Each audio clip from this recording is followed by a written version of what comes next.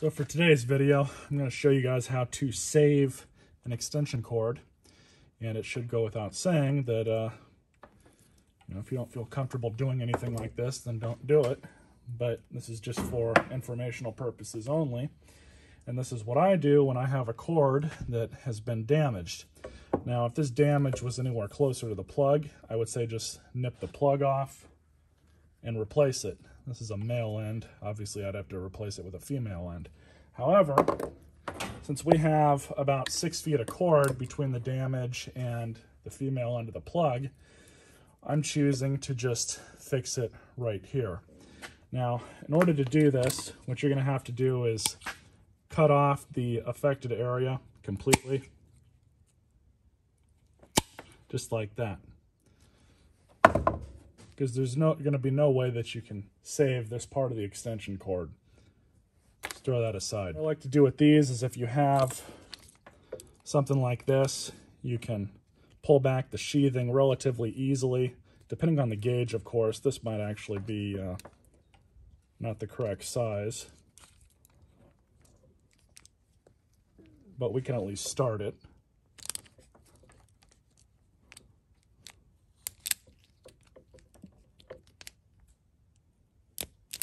Just like that. Now, the important thing here is this method will not usually damage any of the wiring that's inside, which is a good thing. If you don't have one of these or don't want to buy one, they do sell them pretty cheap at Harbor Freight. And again, be very careful when you do this, but you can get something like a razor blade and just very gently cut the sheathing off. And there is a bit of a learning curve to doing this. You're not going to get it right every single time, but you can see I've already made a little bit of a cut there. Now, some people say that you can use connectors like these to join these wires together. I'm not going to do that. If you were going to do that, you would just lop off enough of the sheathing that you'd need to stick it through and then crimp them both together. I don't like this method for things like extension cords, because even though we're going to be wrapping this with electrical wire, it's still going to have tension being put on it. Those crimp connectors, sometimes they don't get the best crimp. You don't get the best compression with them, so they sometimes will end up falling out, especially with something like an extension cord.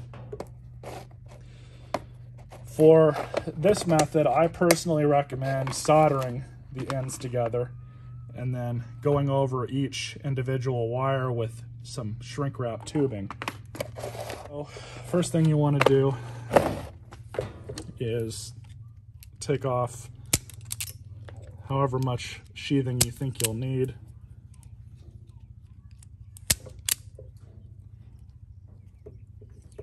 And then grab your appropriate sized tubing. Just slide them on over.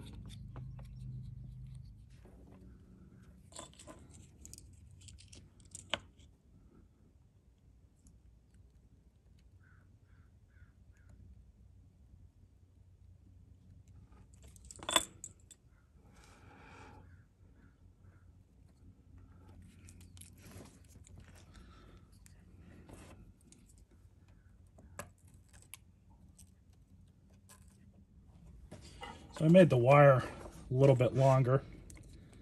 So now I'm just going to move up the sheathing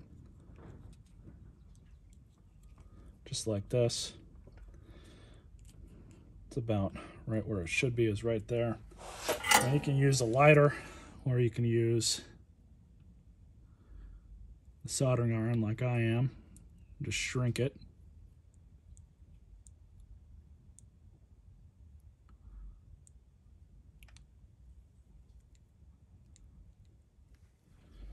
So there we go. And now you just repeat this process with the other 2 wires, and I'll meet you guys at the end of the video. So everything's done now. It's all put back together.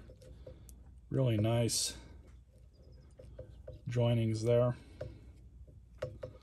So now all I'm going to do is kind of retwist that part of the cord the way it was naturally twisted. Now we're just going to get some electrical tape.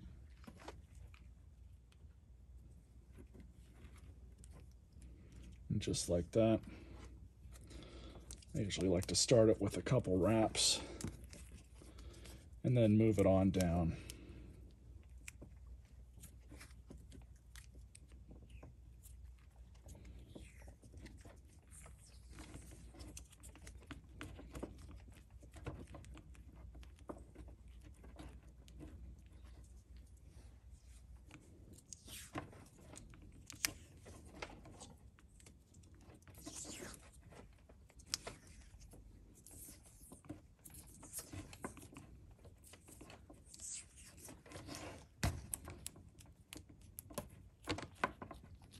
There we go.